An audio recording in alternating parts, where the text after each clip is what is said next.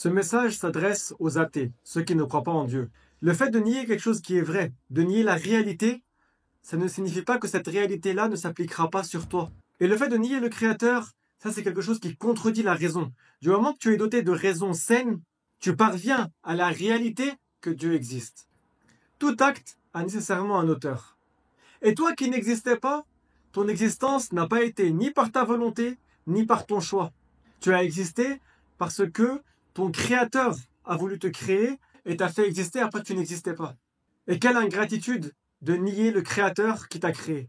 Comme vous savez très bien, l'inexistant ne crée rien. Pourquoi? Parce que celui qui n'existe pas, il n'existe pas. Il a ni vie, ni volonté, ni puissance. Il ne peut pas créer, il est incapable. C'est pas quelque chose qui est possible, ça. L'inexistant ne crée pas son existence. Nécessairement, une chose qui est entrée en existence a besoin de qui l'a spécifié par son entrée en existence, par les caractéristiques qu'il a plutôt que d'autres caractéristiques. Et c'est pour ça qu'on ne dit pas que Dieu il est créé, puisque Dieu il n'est pas entré en existence, mais Dieu existe éternellement, sans besoin. Dieu est celui qui est tout puissant, celui sur qui ne dépend pas le temps, puisqu'il est incréé. Et tout ce qui est autre que Dieu est une créature. Que signifie Dieu? Dieu, c'est celui qui a la divinité. C'est quoi la divinité? C'est la capacité de faire surgir les choses du néant à l'existence. Et ça, c'est propre au Créateur, c'est propre à Dieu, c'est propre à Allah. Aucune créature peut faire surgir quelque chose du néant à l'existence. Aucune créature est capable de faire lever le soleil de son couchant. Aucune créature est capable de donner la vie à partir de rien, à partir du néant. Bon, j'anticipe au cas où certains ils vont écrire en commentaire. Oui, mais les parents ont donné la vie. Le fait que les parents font un rapport sexuel et qu'il en résulte, après plusieurs étapes, un enfant, ça ne signifie pas créer à partir du néant. Ça, c'est quelque chose qui s'appelle faire les causes pour avoir un enfant. N'est-ce pas qu'il y a des personnes qui font les causes mais qui n'ont pas d'enfant? Si, pourquoi? Parce que c'est pas eux qui créent. Mais eux, ils ont fait les causes. C'est comme lorsque tu es malade, tu prends un médicament, c'est pas par le fait d'avoir pris un médicament que le médicament va créer ta guérison. Non.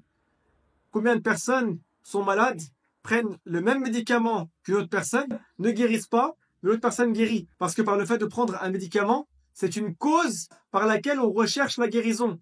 Mais celui qui crée la guérison, c'est qui? C'est Dieu, le Créateur. Et donc le fait de contredire sa raison en niant le Créateur, ça ne préserve pas la personne que la réalité s'applique sur lui. En méditant sur la création, en réfléchissant sur la création, tu parviens à la réalité que Dieu existe. Et donc une fois que tu as médité sur la création et que tu es parvenu que Dieu existe et que l'islam est la vraie religion parce qu'elle est confirmée par la raison, ça veut dire que les principes de l'islam sont vrais et sont la réalité. Et que donc le châtiment dans la tombe est une réalité. Le châtiment dans l'au-delà est une réalité. La félicité dans la tombe est une réalité. Et la félicité dans l'au-delà est aussi une réalité. Et le fait de ne pas être musulman, de ne pas avoir choisi l'islam, et donc de nier le Créateur, ça ne nuit aucunement au Créateur.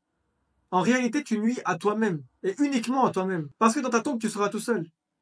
Et au jour du jugement, personne ne sera jugé pour toi. Personne ne sera jugé à ta place. Mais tu seras jugé seul. Et tu assumeras les conséquences de tes actes. Donc ne crois pas du tout que si tu nies le Créateur, alors tu seras préservé du châtiment dans la tombe ou du châtiment dans l'au-delà. La réalité s'applique. C'est comme le cas de, par exemple, celui qui nie la réalité de la mort. Celui qui dit « on ne va pas mourir ». Cette personne-là se voile la face.